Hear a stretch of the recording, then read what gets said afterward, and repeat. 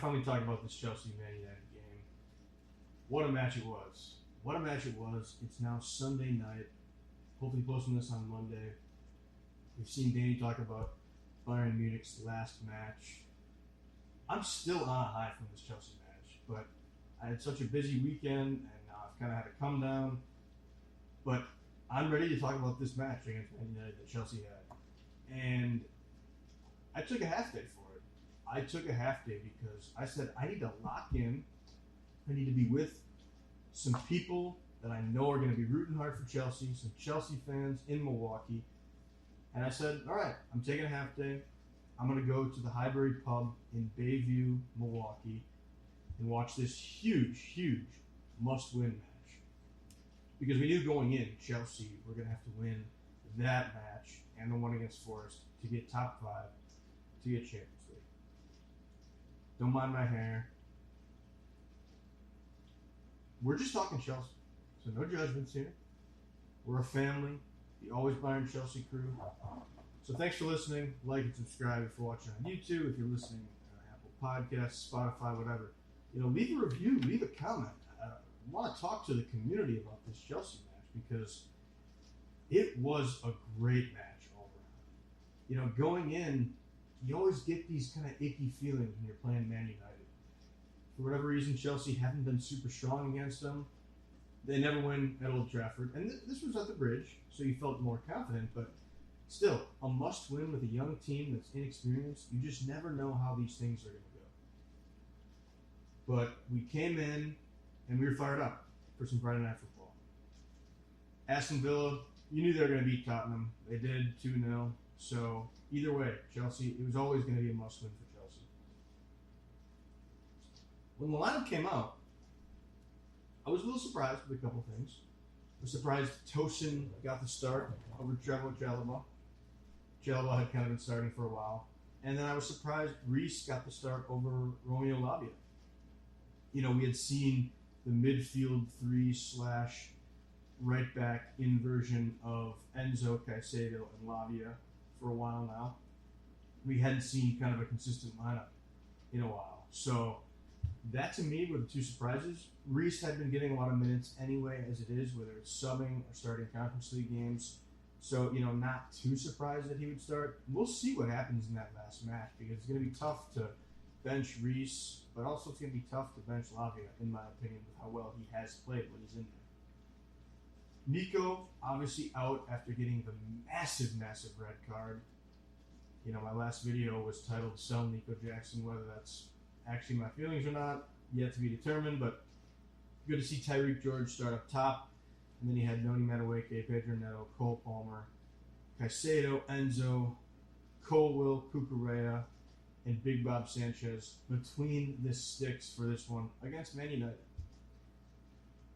And man, the way this game started, we're all psyched in the pub, We're psyched, and everybody's on edge, but that first half was brutal. I mean, whether it's Enzo not motivating them, whether it's the guys being young, inexperienced, they did not come to play in the first half, at least on the attack. Man United ended up with 54% possession in that first half. And they only had one shot. So we had more shots and opportunities, but you're thinking, boys, are we going to start cooking here? Are we going to start showing some effort, seeing the motivation that we can be the best that we can be?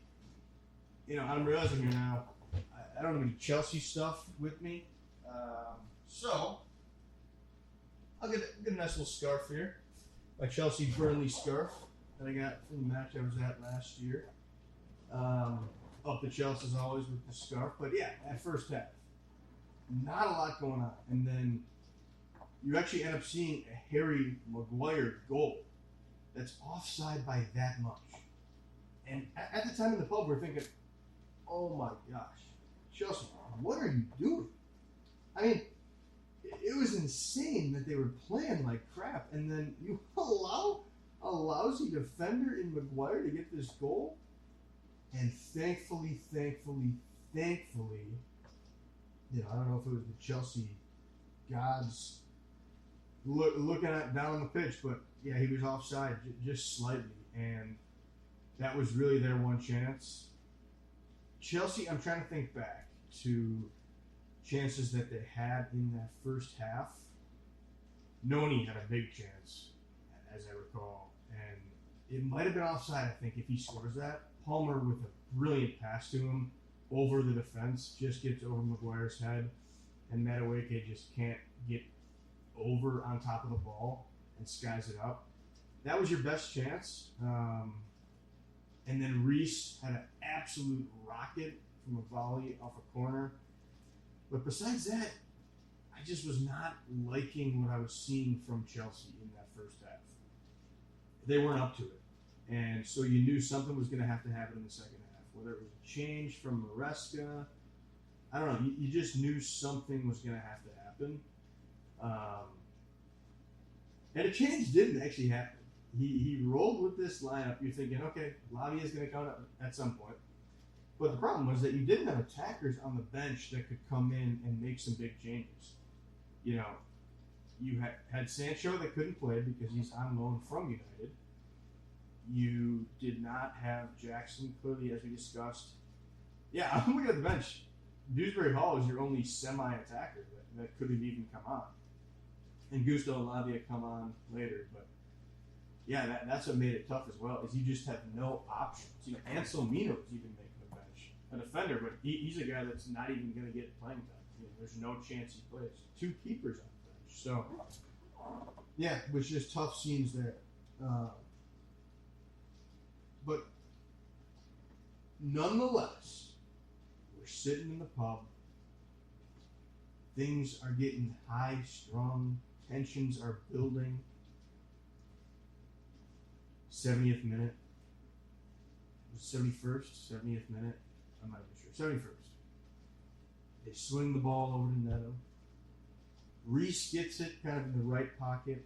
Does this little pirouette that I keep watching it back because it's brilliant. And then it looks like, okay, maybe he's going to fire off a shot here because we know Reece can do magical things with that right foot. Instead, after the spin, he loops a perfect ball to none other than Mark Cucurella. Who heads it? I mean, we went nuts. We went nuts in the pub. I had just been telling a guy that we need to stop crossing balls in because we don't have a striker. And I really said to him, I'm like, unless Cucurella is going to get a header somehow, like he's the only guy I trust that can even get a header because that's what we've seen all year. And then it happens not 15 minutes after I had said that. So, man, what a moment. The rest was so high pressure. You know, you got the fan that saved Chelsea as United was trying to make a last-ditch effort. Sanchez comes up with a big save on, I think it was Diallo. Just a brilliant, brilliant win. Did they look like shit half the time? Yeah, they did. They did. I'm not going to deny that. Why would I deny that? You know, it's true. It's unfortunately what happened, but a win is a win in these moments if you watch my post-match reaction, because that's all we're going for is a key win. And, man, I celebrated that night, Friday night. I was not planning on going out drinking, but I did because I bleed blue. I bleed Chelsea blue, London is blue, and this race for Champions League top 5 is insane. It's insane. Newcastle at 66, Chelsea at 66, Aston Villa at 66, City at 65 with a game in hand. They got 2 left. Forest at 65. Are you kidding me? Villa is at home or go. I think they go to Old Trafford, I believe. Let's be honest. United are shit, even though they made Chelsea look shit. Villa's going to win that with ease. Newcastle, trying to see who they play here. Looks like Newcastle plays Everton at home. Let's be honest, that's a win for them. We obviously go to the City Ground and play Forest in Nottingham. You know, and I'm expecting Man City to come up with a couple wins. So it's got to be winning in for Chelsea. We've secured Europe for sure. With Palace winning the FA Cup on Saturday, they secure Europa. So I think we do need at least a draw to get Europa. Obviously, you win the Conference League, you get Europa, but that's going to be something to watch for sure if something plays out there. But man, this is so intense. If you're a neutral, you got to be loving this last week. Liverpool's sitting pretty, Arsenal's sitting pretty. There's not a relegation battle, but you also have a battle between Man United and Tottenham to see who's going to finish 17th. They're 1 point separating them. So will that motivate United to try to beat Villa? That would be interesting. I'm trying to think here because, it's really just us against Villa and Forest. If you assume Man City gets in the top 4 there and wins a match to go 3rd, drops Newcastle to 4th, then it's really us battling too. So hypothetically, let's say Aston Villa draw against United. Then we would just need a draw against Forest. We will not be playing for that. You all also play at the same time, so it's not like it's going to be something that you can really keep track of. I mean, unless United just go up and are crushing or something, would you then park the bus? In my opinion, you can't even look at that. This is going to be tough against Forest. They have not been the strongest performers the last few weeks. They've definitely sputtered here at the end. I think they could have really clinched it weeks ago and didn't. They beat West Ham 2-1 today, I think it was. Wasn't really tracking that game much except for looking at the score, so I'm not going to be able to comment really anything on that. But it comes down to, can Chelsea be the better team on one given day, playing away against Forest? Do we have more talent right now? Probably. Is there a little juice behind us? I think so. You can bet Forest will be motivated to give their fans something that they've been hoping for forever. In a long, long time. Historically good club, but as of late, hasn't done much. And it's going to be interesting to see what comes out on top. What rises to the top? Will it be Enzo? Will it be Nuno? Forrest loves that counterattack. I'm worried about Chris Wood. He's strong up top for them. They strike quick, and he can be strong. And I don't know if our guys, our center backs, can fend him off, to be quite frank. Colwell at times gets babied. Let's just be honest about it. He does. And Chalobah, will he start? Maybe not. I would maybe go Tosin to try to fend off a guy like Chris Wood. Chris Wood isn't fast. So you don't have to worry about Tosin not being able to be quick enough to defend against a center back, which is a slight positive. Morgan Gibbs-White, somebody to watch. I think it's going to be such an interesting match. Is Sells going to be a god against us once again? Is Sanchez going to make a mistake? It's high pressure. And pressure makes diamonds, but it also cracks people. And that, to me, is what's going to be interesting. Can Chelsea be this young team that make a statement? Because I think if they do, if they go on and beat Forest, show up at the City Ground, knock out Forest, get top 5, and then go and smack Real Betis and win the Conference League, win that trophy. I didn't know it's Conference League, but that would be so freaking huge for a young team like Chelsea and Enzo Maresca going into year 2 in the Maresca tenure.